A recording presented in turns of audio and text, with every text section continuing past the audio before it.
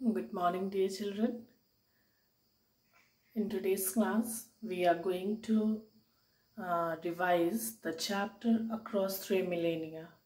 We have already completed this chapter, and in today's class, we are going to just revise. I'll tell you the summary of the chapter. In the beginning itself, I told you that there are two stories in this chapter, and we can recognize these two different stories by the different writing styles given in the book. Then one story is about Lalda and another one is about Philip. The Lalda story belongs to the modern age, and Philip's story belongs to the ancient age. Let us start with Lalda's story. The setting of the story is in a spaceship called CMF-22. The main character in this story is Lalda. The secondary character in the story is Brielle. Brielle was Lalda's partner in the story, and she meant a lot to Lalda. Brielle had also died 28 days past. In the beginning of the story, Lalda runs through the control system and they are all working well. Lalda is in a spacecraft and all the functions are working well. She was then going to go to bed when she remembered she had to do the checks. When she got back to the bridge, she looked at the 6 scanners of star shuttered black, but the 5th one had a glow at the edge, the sun. Lalda gazed at it for a few moments and checked the ship's temperature, and it was 2.61. Then, after taking a short nap, then Lalda sat at the main console to the checks again. She took little rest and again she came back on the console. Everything was fine, but when she checked the scanner screen, the sun seemed a bit brighter. According to the autopilot system, all the functions were working properly. But when she checked the 5th scanner, she could see the sun seemed a bit brighter, more brighter.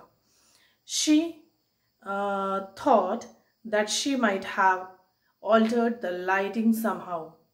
Later on, she came back to the checks again. The autopilot, the coordinate logs, navigation, drive were all up and running. Everything was functioning smoothly. When she checked the scanners, the brightness of the sun was stronger than ever. She also noticed that sun was bigger. Now getting a little worried, she checked the temperature again, and it was now 2.84. Every moment the surrounding temperature of the ship was increasing because the ship was moving towards the sun. Now, with her heart racing, she realized that the CMF-22 was heading towards the sun. Right away, she started to do all the checks again. Now it was sure for her that the ship is not in proper course. It is moving towards the sun. So, again she went for the checks. She could see that all the lights were green. Lalda quickly jumped onto the console to further investigate this problem. She worked as hard as she could, but there was no sign of malfunctions anywhere. She did her best, but she could not find out any sign of malfunctions. Malfunctions means the sign of failures. The console was telling Lalta that everything was okay, but surely there was something wrong. Lalta thought to herself that the longer she left it, the worse it would get. She knew at some point the radiation of the sun would start to affect the functions of the ship. She wondered if Shiv should take over and fly the ship herself. But the CMF-22 was the most reliable and powerful computer in the universe. She had a bit doubt in her, and she thought if she should trust her own instincts. She moved over and pressed a button for the pilot's control and stared at the start button. Now, she was much confused whether she should fly the ship by herself or she should trust the autopilot controls. Finally, she pressed the button for the pilot control, and now she was staring at the startup button. Lalta made her decision and pressed the startup button. Finally, she pressed the button. Lalta started controlling the ship. There was a beeping noise on the control panel, and she glanced at lights. The second light wasn't green anymore but red. Now, when she took all the functions in her own control, she came to know that everything was not going on well. She looked at one light that was not green anymore and it was red. It means there was something wrong. She read the words that were lit up on the surface: autopilot functions failure. Finally, she got the information that all the autopilot functions got failed. Lalta was relieved as she looked at the screens. The world of space was hers. Now, finally, when she made her own decision, she proved herself correct, and now the world of space was in her own hands. Dear children, now the second story is about Philip. The setting of this next story is in Greece in front of a fig tree. The main character of this story is Philip. Philip is a young man that is in need of job because his family is starving, and he is quite nervous because he is in search of job. The secondary characters in the story are Simon, the architect, and he is a smart person, and the other character is the foreman. He doesn't have much information. At the beginning of this story, Philip is sitting at the root of a fig tree on a very hot day, waiting for an employer to come. He is just sitting under the fig tree and he is waiting for his employer to come. He was waiting for Simon. He gets very nervous as he suddenly sees the foreman coming back with the employer Simon. As they came back, Philip jumped to his feet, but they carried on with their own conversation. By seeing them, he just jumped up from his stool, but both of them did not pay any notice. They kept on their conversation. Simon stared at Philip and asked him if he was one looking for work. Philip replied, yes. Simon said he needs someone to do math for him. When Simon and Philip's conversation started, Simon told him that he wants a person who is good at maths. Nothing very complicated. He asked if he could do that, and Philip replied yes. Simon was deciding that he should ask Philip, and Philip was getting very nervous.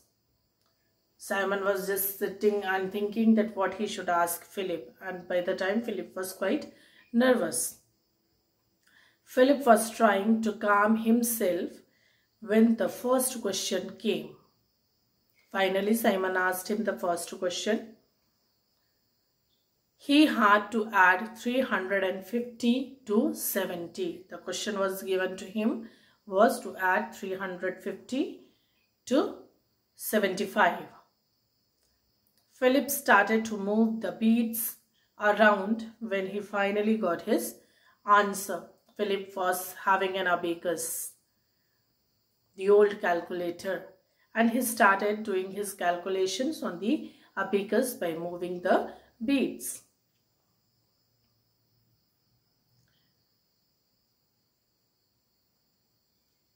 He said 425. Finally, he gave his answer. Simon nodded with approval. Simon then said he would do subtraction. The answer of addition was correct. Now, Simon decided to give him subtraction. Simon made up his mind and said, 5,000 take away 5. Now, Simon told him to minus 5 from 5,000. Philip jumped to it and started fiddling with all the beads. He started doing his calculation on the abacus by moving the beads. 4,895. He got the answer 4,895. He was about to say it, but something made him stop and think. He was going to tell his answer, but something stopped him. That couldn't be right, could it? He thought. The abacus could never be wrong, could it? Now, a lot of questions came into his mind. He did his mental calculation also, and he found that the answer which he got on the abacus was not correct. And at the other hand, he was confused whether abacus can make mistake. The architect was waiting for response. Philip's head was swimming with doubts. He had a lot of doubts. He was not giving answer. Philip then made his decision. Finally, he made his decision and he said that 4,995. 4,995. A small vision of his hungry sisters whizzed through his head. While giving this answer, he was just remembering his hungry sisters. He was worried whether he will get the job or not. Philip looked down to not meet eyes with Simon, for on the ground beside his feet was 2 halves of a bead from an abacus. So he was quite nervous. He was not having an eye contact with Simon.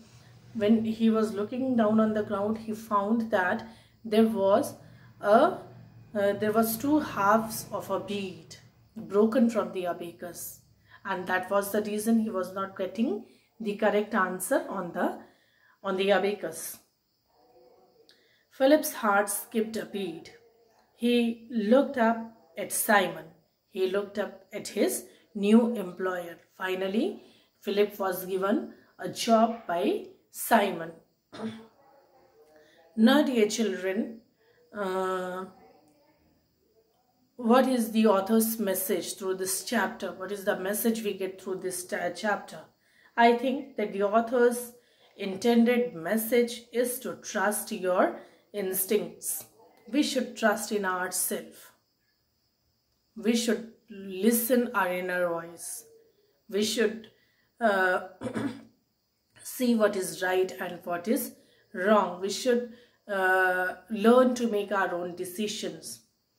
I think this because in both the stories we see Lalta to make her own decision to control the spaceship herself, or to let the autopilot keep doing its job, and by taking over the controlling the ship herself, she evaded the sun. We can see that she did not fully depend on, when she found some mistake, she did not fully depend on the autopilot check.